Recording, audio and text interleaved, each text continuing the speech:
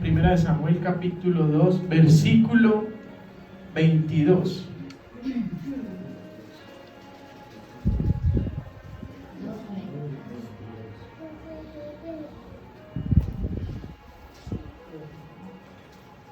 Amén. Amén.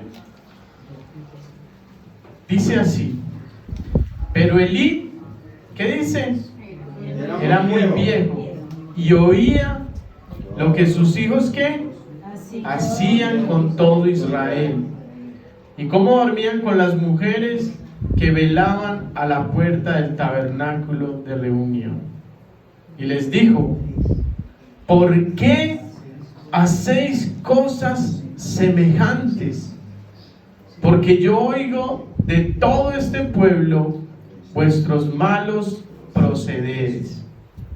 No, hijos míos, porque no es buena ¿qué? La fama. ¿No es buena qué? La fama. La que yo oigo. Ahí viene la pregunta: ¿qué fama tienes tú? ¿Qué fama tenemos?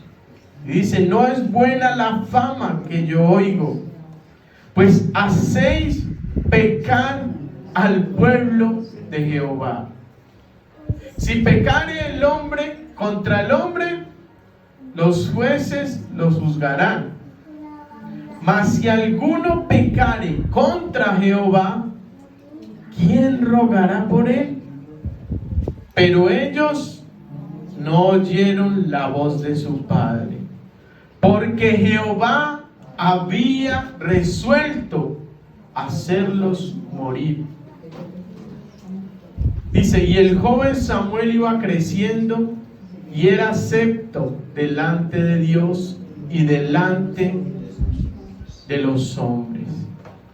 Y vino un varón de Dios a Elí y le dijo: así ha dicho Jehová, ¿no me manifesté yo claramente a la casa de tu padre cuando estaban en Egipto, en casa de Faraón?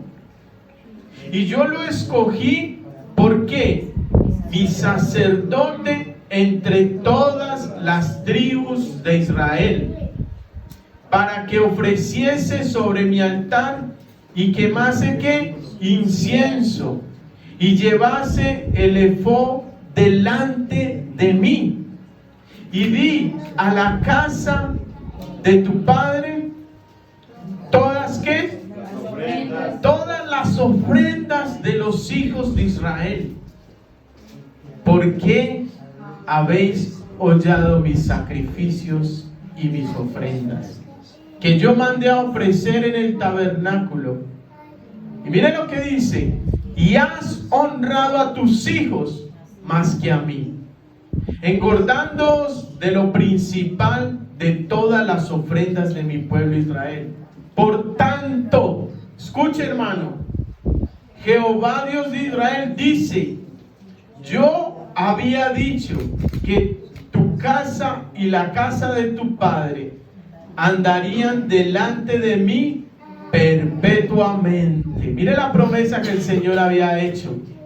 Pero mire lo que dice: mas ahora ha dicho Jehová, nunca yo tal haga, porque yo honraré a los que me honran, a los que le adoran en espíritu y en verdad. Ese es el que Dios honra. Y los que me desprecian serán tenidos en poco. ¿En cuál lado estás tú?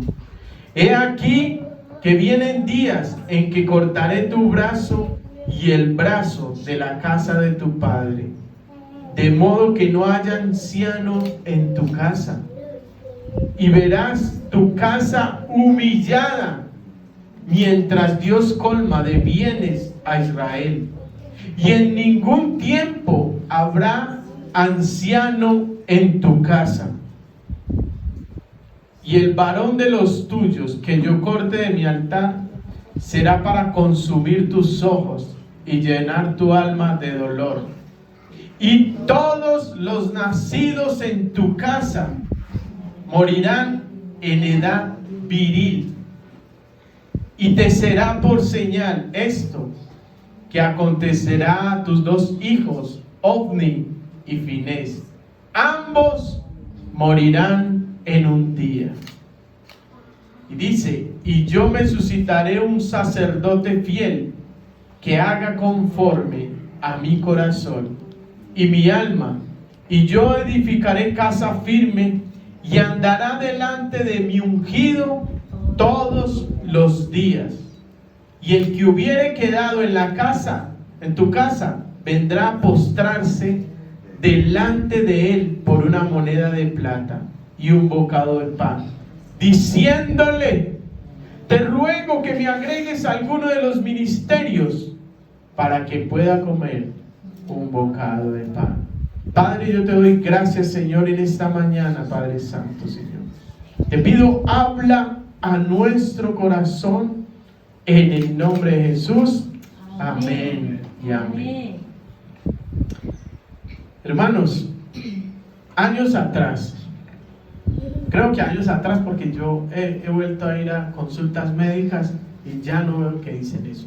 Pero años atrás, cuando uno acudía al médico, entre las preguntas que el médico hacía era si alguno de nuestros antepasados había sufrido alguna enfermedad, ¿cierto? Si había habido cáncer, si había habido tiroides, de esas enfermedades que llamamos generacionales, ¿verdad? Eso sucedía antes, ahora como que ya no se sufre de eso. Pero antes era una de las preguntas que le hacían para ver si lo que ellos sufrieron podía estar relacionado con lo que nosotros teníamos en ese momento.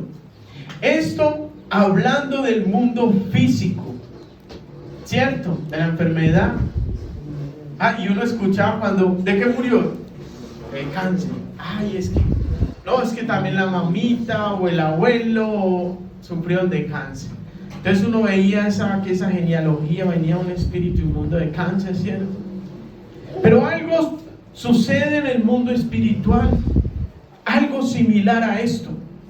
Hay cosas generacionales que atan la vida de tus descendientes.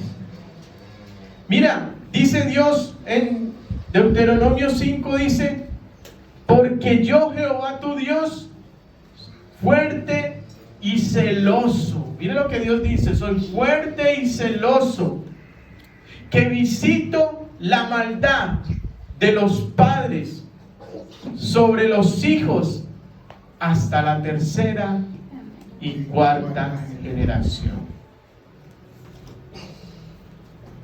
de los que me aborrecen. Pero mire lo que dice, pero que hago misericordia a millares, a los que me aman y guardan mis mandamientos. Vuelvo y te pregunto, ¿en qué lado estás? ¿De los que aborrecen las cosas de Dios o de los que aman las cosas de Dios? Pero hay un mundo espiritual que quizás a mucha gente le cuesta entender.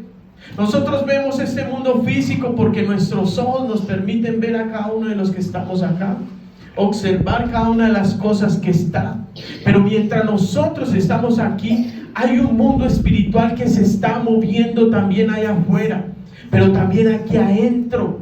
Por eso les decía, adoren a Dios, porque estamos adorando a un Dios que no lo vemos, pero espiritualmente lo sentimos.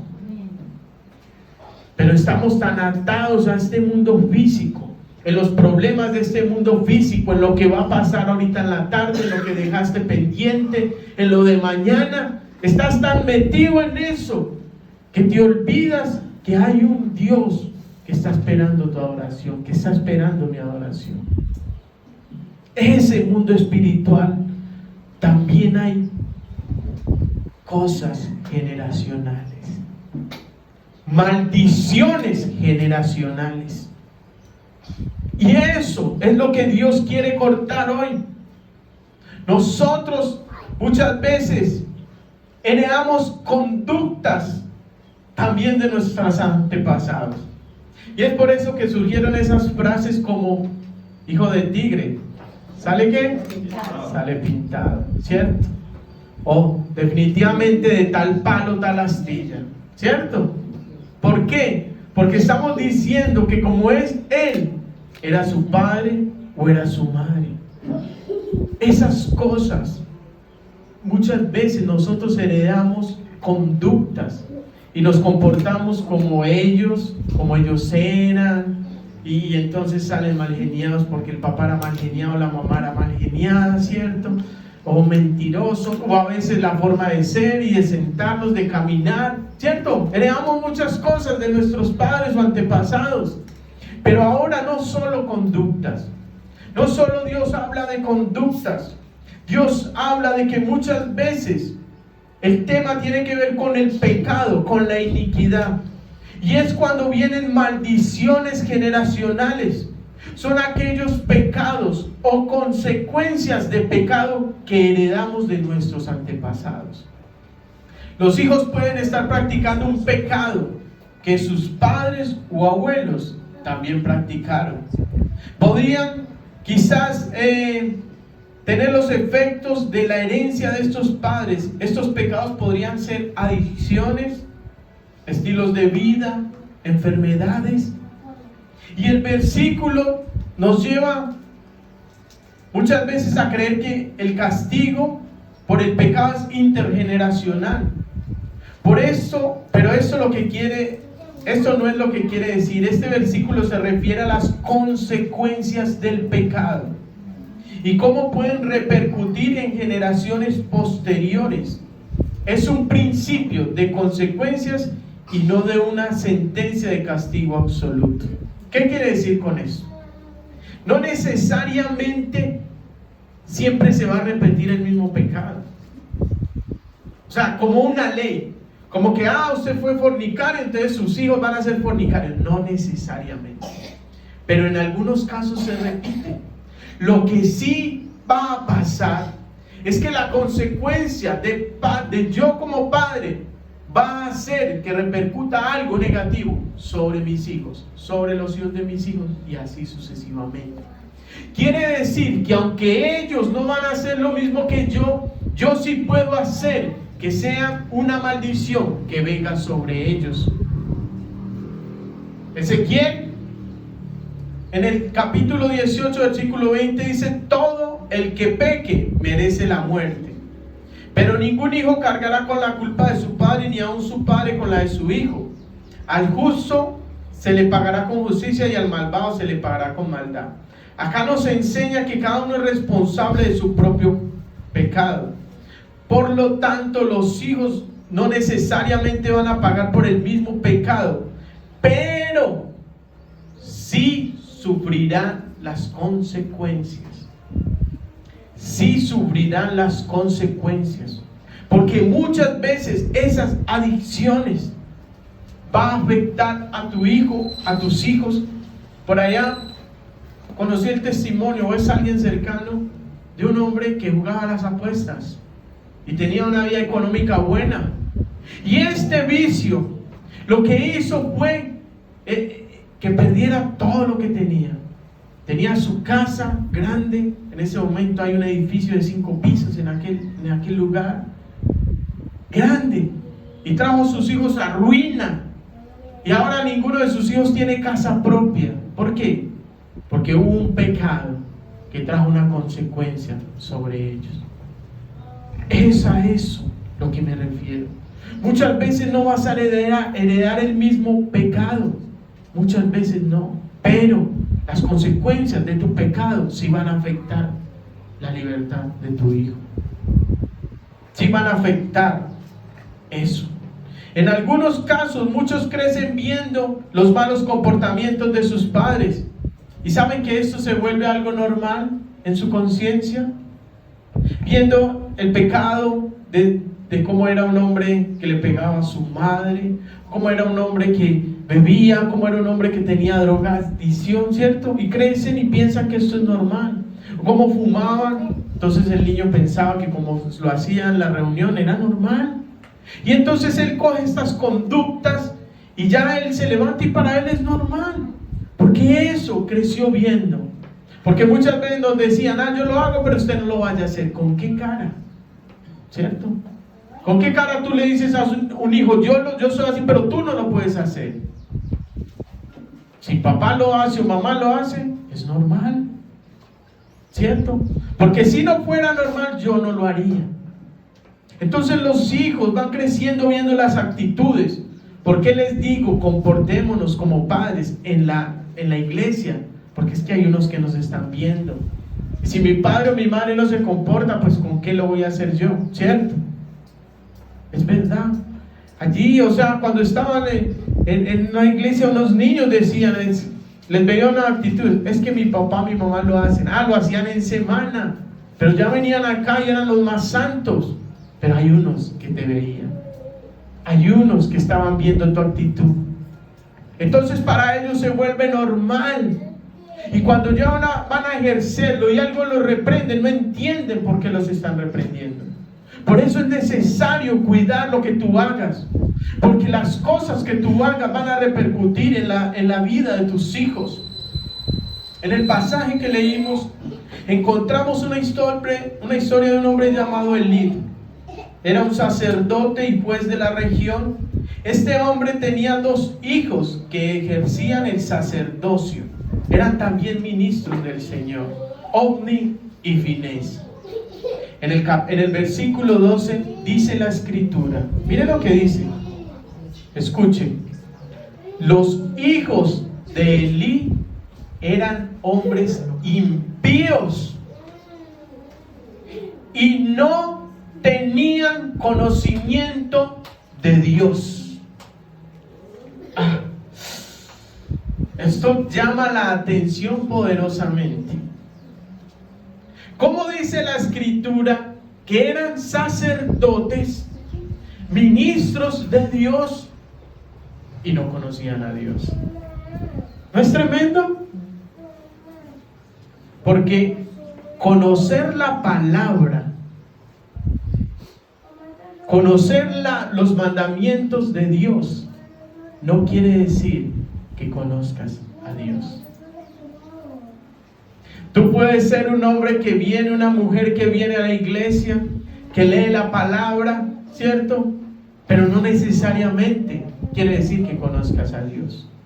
Porque a Dios se le conoce en comunión, en koinonía, en una unión de oración, en un tiempo que tú pasas con Él. No en la iglesia, en tu casa, en tu lugar privado. Es allí donde tú realmente conoces a Dios. Entonces tú puedes decir, pero es que hay un ministro allá, hay alguien que sirve allá, pero no parece que fuera Dios, porque sí. Estos hombres eran sacerdotes, los encargados de ministrar al pueblo, de orar a Dios por el pueblo, pero se comportaban como si no lo fueran. Por eso les decía, ¿qué fama tiene el mundo afuera de ti? No en la iglesia. Pues en la iglesia todos somos santos, todos nos vemos santos, lo mejor. Pero ¿qué dice el vecino? ¿Qué dice la vecina? ¿Qué dicen afuera de ti? ¿Qué dicen en tu trabajo de ti? ¿Qué dice la misma familia de ti? Porque, ¿saben algo? Les decía, el conocer la palabra no quiere decir que conozcamos a Dios. Dice la escritura que Satanás tentó a Jesús con la palabra. Con la palabra. Dice que llegó y le dijo, mira, si la escritura dice que si tú eres hijo de Dios y te tiras de aquí, Dios va a mandar sus ángeles que te guarden. Conocía la palabra, estuvo con Dios, pero no conoció a Dios. Dice la escritura que muchos creen, pero que los demonios creen y tiemblan.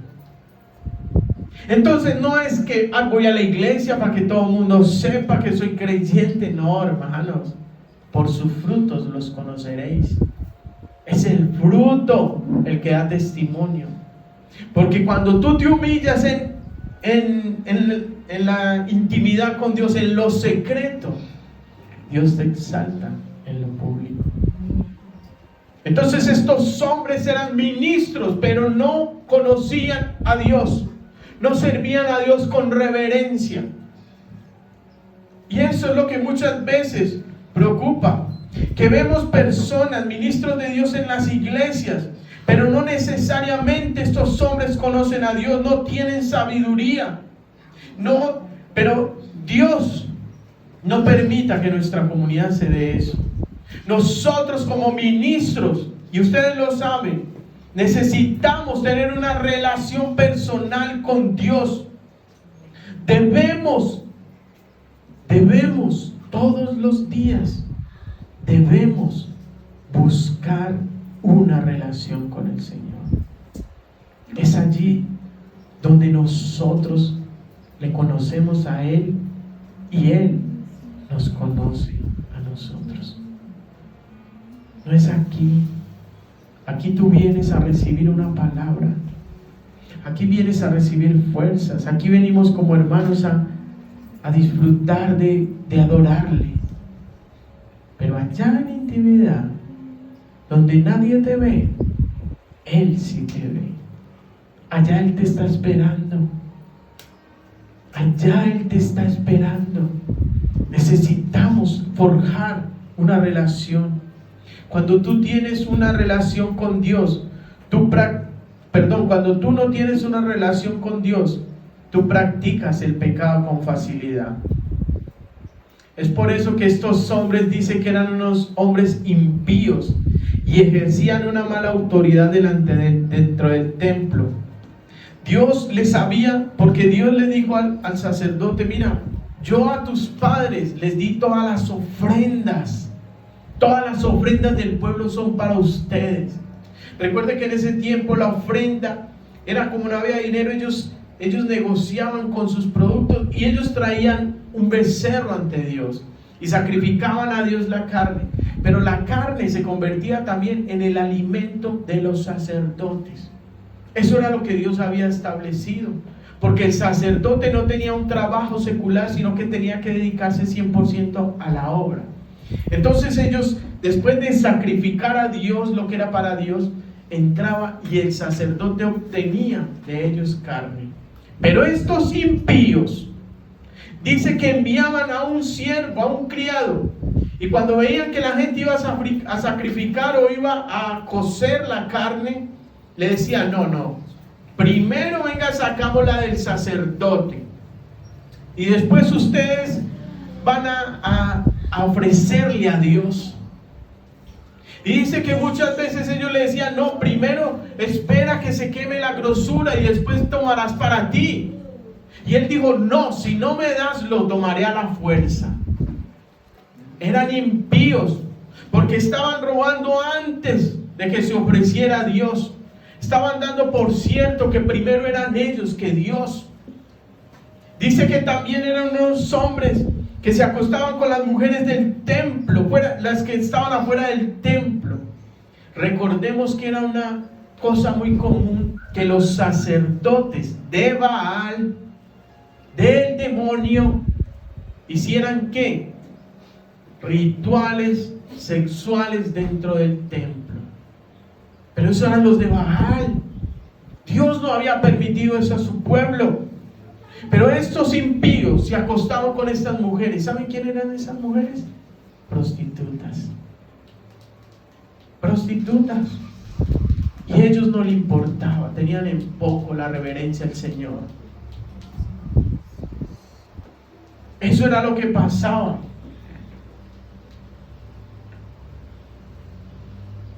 Dios, como les digo, no nos manda a hacer. Dios no nos manda a ser. Dios no nos manda a ser conocedores de la palabra. Él nos manda a ser hacedores de la palabra. Él nos manda a cumplir sus mandamientos. Él nos manda a vivir rendidos a Él, a vivir para Él.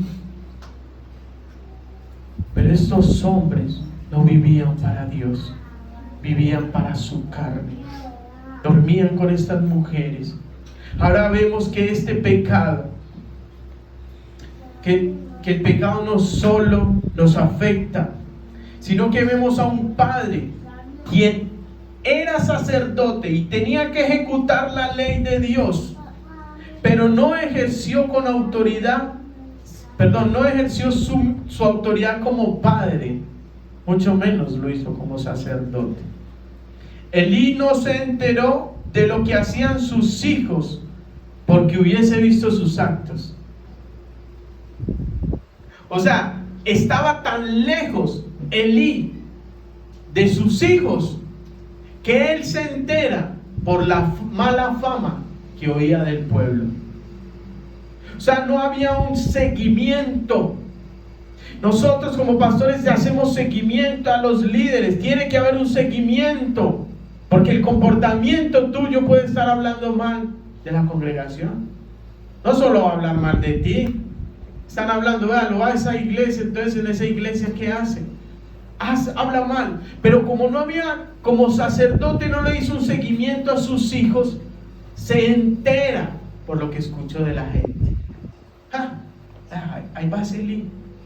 Y vea, los hijos, vea, se acostaron con esas muchachas, vea, se comieron la carne antes de ofrecerla. Yo me imagino, porque no fue un padre. Y escuchen padres jóvenes, cuando tú no enseñas a tu hijo a hacer el bien, difícilmente podrás reprenderlo cuando éste esté haciendo el mal.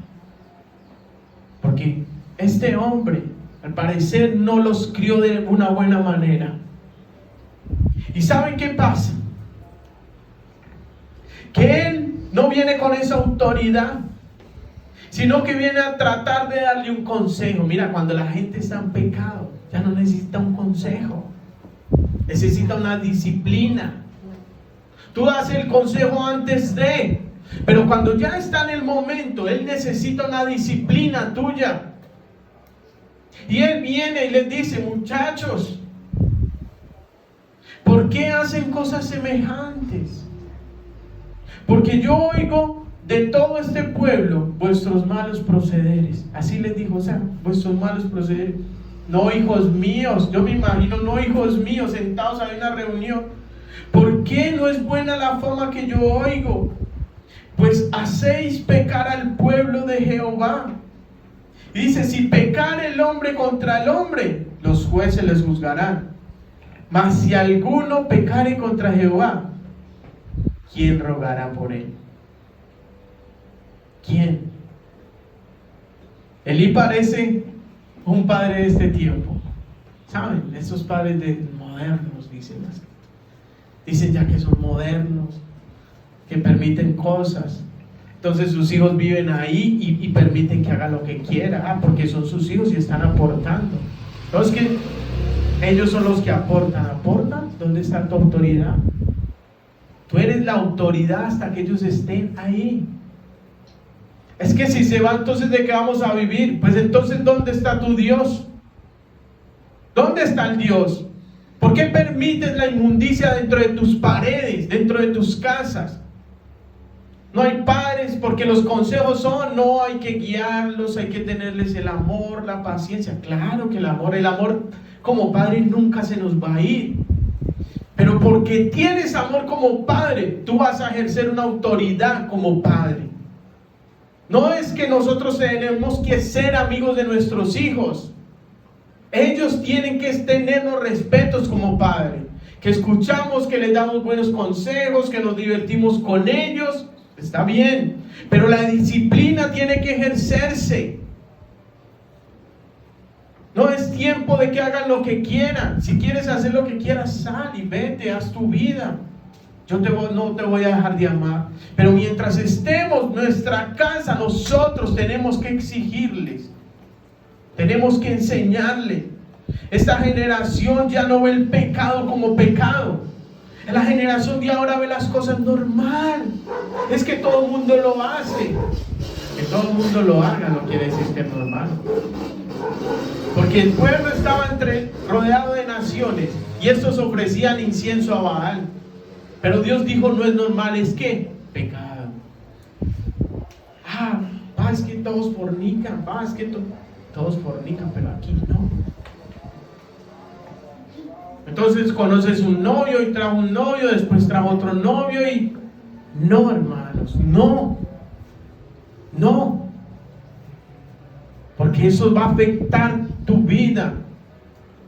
Y si no lo crees, mira lo que pasó. Él dándole ese consejo a ellos y muchachos, pórtense. Y se fue, me imagino yo. Pero como Dios sabía quién es y a quién había llamado, dice que envió un hombre de Dios. Y Dios le dice y le recuerda y le dice: mira, Eli, tú eres un privilegiado. La casa de tu padre son privilegiados, porque de entre todos los hermanos de tu padre, yo lo escogí a él para que fuera mi ministro. ¿Sabes que tú eres un privilegiado? Tú eres una privilegiada, que entre tu familia el Señor te escogió a ti para que le conocieras. Eso es ser privilegiado. Pero a los que nos ha llamado al ministerio somos doblemente privilegiados, porque nos da la oportunidad de llevarle su unción, de llevar su palabra. Eso es ser privilegiado. Y Dios le dice: mira, ustedes son privilegiados. Yo escogí dice, y todas las ofrendas del pueblo las di a ti y a tu casa. Ellos, cuando traían la ofrenda, eran para ellos, era para el sacerdote. Y le dice: pero ¿por qué habéis hollado mis sacrificios y mis ofrendas que yo mandé a ofrecer en el tabernáculo? ¿Sabe qué me impacta? ¿Quiénes eran los que estaban pecando? Los hijos, ¿cierto? Pero ¿a quién mandó Dios al profeta? A Elí. Porque mientras seamos padres, somos la autoridad. Y Dios le habla y le dice: ¿por qué has hollado? No dice por qué tus hijos hollaron. No, Él dice: ¿tú por qué hollaste? ¿Sabe por qué le dice eso? Porque en otras palabras, Dios le está diciendo: ¿tú por qué lo permitiste? ¿Tú por qué permites el pecado en tu casa? ¿Por qué lo permites? El pecado de tus hijos, ¿por qué lo permites? Obviamente hay cosas que uno no se entera, pero cuando uno se entera, ¿por qué no haces nada? ¿Por qué no haces nada? Entonces Dios le envía un profeta y le dice: tú has hollado mis ofrendas. Tú no las valoraste. Y quizás él le diría: pero Señor, ¿por qué? Y Dios le sigue diciendo: porque has honrado más a tus hijos que a mí. Cuando tú permites la inmundicia en tu casa, sabiendo que está mal, tú lo que estás diciendo es que no importa, hijitos, hagan lo que quieran, que yo después hablo con Dios. Le estás dando más importancia a tus hijos, que no se vayan, que al Dios que te escogió. Eso le dijo Dios a Elí, engordándoos de lo principal de todas las ofrendas de mi pueblo. Dios le dijo que el no reprocharles era demostrarle más importancias que al mismo Dios. Cuando permitimos eso, que se comporten de una manera, que hagan lo que quieran, que hagan lo que la sociedad está haciendo, estamos dando más honra a ellos que a Dios. Como padres debemos corregir a nuestros hijos. Muchos no lo hacen, como les decía, porque dependen económicamente de él. Pero déjame decirte que mientras sigas así, lo que tú estás permitiendo es que venga una muerte espiritual sobre tus hijos, y quizás física. Mientras tú no les estorbes a ellos, lo que tú estás haciendo es trayéndoles maldición a tu generación. Porque entonces Dios le dice: por tanto,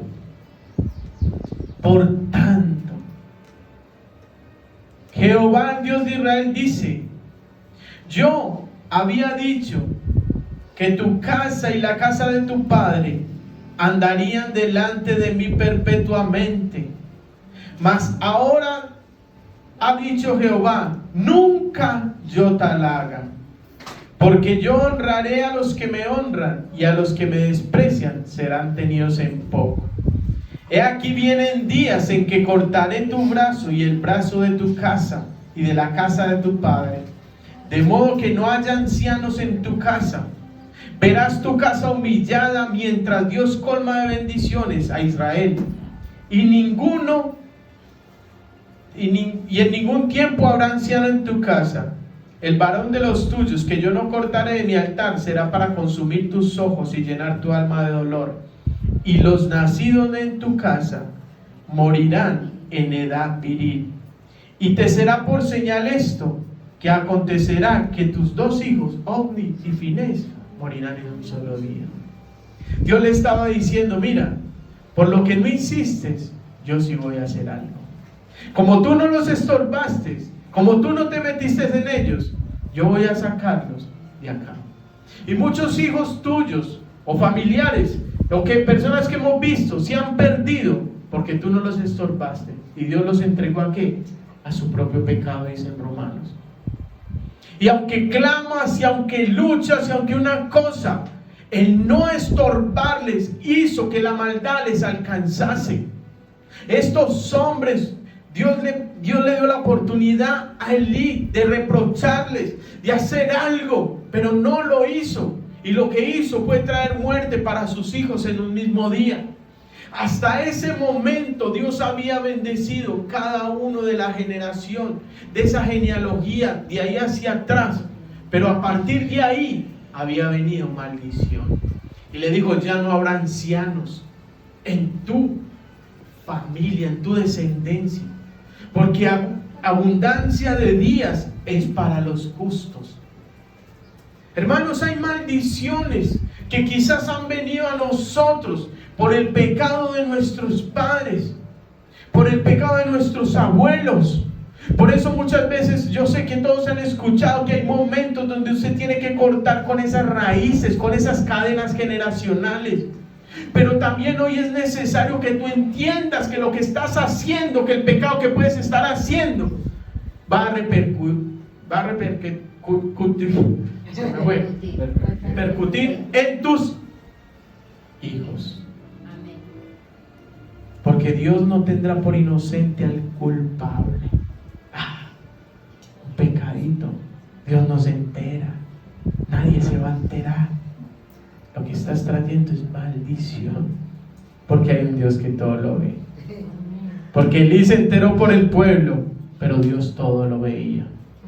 Dios todo lo ve. Tú tienes que tener cuidado de tu lengua, tú tienes que cuidar de tus ojos, tú tienes que cuidar de todo lo que estás haciendo. Porque después, Dios mío, pero ¿por qué no veo tu prosperidad? ¿Por qué no veo tu abundancia? Así le decía al pueblo, ustedes su plata parece en un costal roto, porque le echan y le echan, ganan plata, tienen dinero y como si no tuvieran. ¿Por qué? Porque han pecado y no se han arrepentido. Pasa. Y vienen a la iglesia, normal, pero es que tienen un corazón que no quiere cambiar. Que no quiere cambiar. Dios envió esta maldición. ¿Saben por qué esta maldición? Porque Lucas 12:48 dice: porque todo aquel a quien se le ha dado mucho, mucho se le demandará. Y al que mucho se le haya confiado, más se le pedirá. Claro, ¿cómo no iba a venir muerte a estos hombres si eran los sacerdotes? Eran los sacerdotes. Se les había entregado mucho. ¿Qué se les había entregado? La comunión con Dios, velar por el pueblo, pero mucho se les iba a demandar. A ti que Dios te está entregando, muchos queremos los dones, los talentos, el ministerio. ¿No? Pues prepárese, porque entre más Dios le dé, más te va a demandar. Más santidad, más rendición. Eso es lo que pasa. Entonces Dios le dice: mira, ninguno de tus hijos ni de tu descendencia va a llegar a la adultez.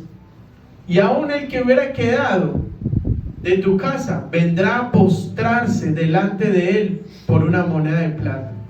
¿Saben qué van a decir? Ya ellos no tenían ministerio, pero iban a venir donde los sacerdotes. Venga, póngame en el ministerio. Es que tengo hambre. Porque ahí lo dice, por un bocado de pan. Se iban a humillar, porque sus padres trajeron una maldición. Dirás, ¿por qué hay la ruina en mi casa? ¿Por qué nadie tiene casa propia? ¿Por qué nadie prospera? Es tiempo de tú ponerte a mirar y clamar a Dios que te muestre qué pasó atrás. Porque tú dices, yo hago las cosas bien, Señor, pero ¿qué pasa? Hoy es tiempo de que te pongas las pilas, de que clames a Dios, de que cortes con lo que tú piensas que te has dado cuenta. Pero lo que no, también pide a Dios sabiduría y revelación, porque Noelia ahorita nos compartía que Dios nos revelaría cosas ocultas y grandes. Pero esas cosas ocultas también son cosas quizás de nuestros antepasados. Ha pasado. Gente que ahora Dios dice, y cuando se da cuenta, había una maldición atrás. Había una maldición. Porque saben que hubo un hombre llamado Abiatar. Y dice la escritura que este hombre era sacerdote y sirvió en los tiempos de David y ayudó a David y estuvo con David. Pero cuando se levantó Salomón, dice que Dios le dijo a Abiatar, vete de Ananot a tus heredades. Y miren lo que dice, pues eres digno de muerte. Había una maldición sobre él porque era de la descendencia de Eli, eres digno de muerte. Pero yo no te mataré hoy, porque cuanto has llevado el arca de Dios y el Señor delante de mi Padre, y además te has afligido por él.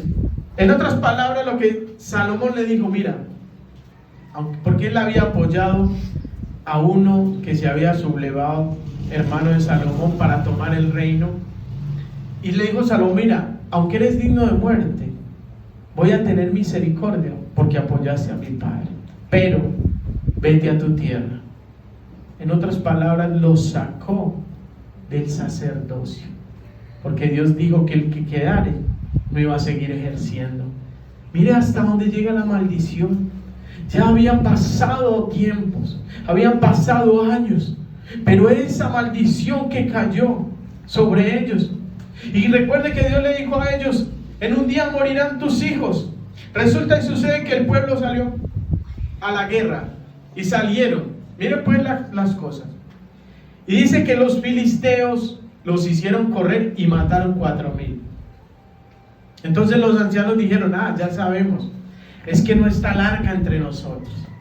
Mandemos a traer el arca. El arca estaba en la ciudad llamada Silo. Allá estaba el arca. Entonces dice que trajeron el arca. ¿Saben quiénes lo trajeron? Los hijos de Eli. Aunque ellos no habían venido la primera vez, vinieron. ¿Y quiénes eran los hijos de Eli? Unos impíos. Y cuando hay pecado en medio del pueblo, viene muerte. Antes habían matado 4,000. Pero cuando vino el arca, a pesar de que los filisteos se asustaron y dijeron, si el arca de Dios está allá, vamos a morir. Pero dice que tomaron fuerzas y mataron 30,000 de ellos. Mataron más de ellos, estando el arca de Dios ahí, que los que habían matado cuando no estaba el arca. ¿Sabes por qué? Porque el arca la trajeron los impíos. Porque allí estaba Ofni y Finés. Y entre esos 30,000 murieron ellos. Se cumplía la profecía. ¿Y saben qué pasó? Vino un hombre y le dice a Eli, ¿sabes? Yo pequé. ¿Ves? Yo pequé. Tus hijos murieron. Y el arca fue tomada. Y dice que cuando él escucha que el arca de Dios fue tomada, dice que se fue hacia atrás y se desnucó porque era gordo y viejo. Se desnucó. No solo murieron sus hijos, murió Eli. Y dice que cuando la esposa de Finés se enteró, estaba en embarazo. Y cuando supo que el arca de Dios se había sido secuestrada, por decirlo así, dice que le vinieron los dolores y comenzó a gritar y a dar voces de gritos diciendo: la gloria de Dios ha sido traspasada. Y vino su bebé y lo puso y cavó, que significa sin gloria. La maldición ya venía sobre este niño. ¿Tú te imaginas que te llamen sin gloria? Ruina por la maldición de un padre. Y allí muere la esposa. Hermanos, no juegues con el pecado. No condenemos nuestros hijos. No condenes tu descendencia. Porque hubo un hombre llamado Saúl. Y dice que en los tiempos de David hubo 3 años consecutivos de hambre. Había un hambre terrible. Entonces David clama a Dios y le dice: Señor, ¿qué está pasando? ¿Por qué hay hambre? Y mire lo que Dios le dijo. Y Jehová dijo: es por causa de Saúl. Ya Saúl había muerto. Y por aquella sangre, por cuanto mató a los gabaonitas. Entonces el rey llamó a los gabaonitas y les habló y les dijo: recuerden que los gabaonitas no eran hijos de Israel, sino que eran de los cananeos. Pero ellos cuando estaban conquistando la tierra habían hecho un pacto con los gabaonitas de que no les iban a hacer daño, ¿cierto? Y entonces el mismo Josué dijo: si hay alguien que les haga daño, caiga una maldición sobre ellos. Y Saúl como que se le olvidó y dice que mató a unos gabaonitas. Entonces David llamó a estos y les dijo: ¿qué quieren que hagamos? Y ellos le dijeron que por cuanto Saúl había procurado matarlo, tenían que dar sus hijos por los del pueblo. Entonces los gabaonitas dijeron: désenos 7 hombres de los hijos de Saúl. La maldición. ¿Por qué? Por haber hecho lo que estaba prohibido. Entonces llamaron 7 hombres y dice que los ahorcaron. Tú no te imaginas, pero tu pecado hoy puede estar afectando a tus nietos mañana. Estos hombres tuvieron que morir, y cuando los matan, dice que Dios permitió que en la tierra volviera el alimento. ¿Por qué? Porque los cielos se cerraron por un hombre. Pero aquí lo que quiero resaltar es que ese hombre, Saúl, trajo maldición por sus hijos. Estos hombres ya no eran de guerra, pero tuvieron que morir por lo que él había hecho atrás. Quizá lo que tú estás viviendo hoy, como te digo, fue lo que hicieron tus padres. Alguien maldijo esta descendencia, pero hoy tú tienes que cortar. Porque primera de Juan 3:9 dice: todo aquel que es nacido de Dios no practica el pecado, porque la simiente de Dios permanece en él, y no puede pecar porque es nacido de Dios. Tú y yo que hemos nacido somos simiente de Dios, tenemos una nueva naturaleza, pero es necesario que tú rompas con eso, que tú cortes esas maldiciones, que tú hoy clames al Señor que corte eso, porque dice la Escritura: por la transgresión de uno llegó el pecado a todos. ¿No saben que Adán nos maldijo a nosotros? Por el pecado allá en el Edén. Por eso dice que nosotros nacimos con maldición. Y era necesario que alguien nos librara de la maldición. Dice: por la transgresión de uno, todos nacimos en pecado. Pero hay algo más grandioso: que por la transgresión de todos, en uno fuimos justificados. Por el pecado de uno, Todos somos malditos. Pero por la transgresión de todos nosotros, todos fuimos salvos, porque uno se entregó. Pues si por la transgresión de uno solo reinó la muerte, mucho más reinará en la vida por un solo, Jesucristo, los que reciben la abundancia de la gracia y el don de la justicia. Es el tiempo, hermanos, de que entiendas que esto es real, de que entiendas que Dios es grande, fuerte y celoso, que no tendrá por inocente al culpable, sino que visitará la maldad sobre sus hijos y los hijos de sus hijos hasta la tercera y cuarta generación.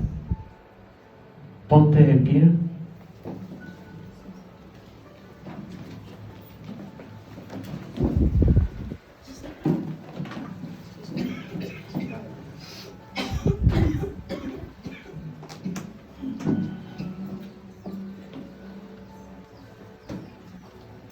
Yo creo que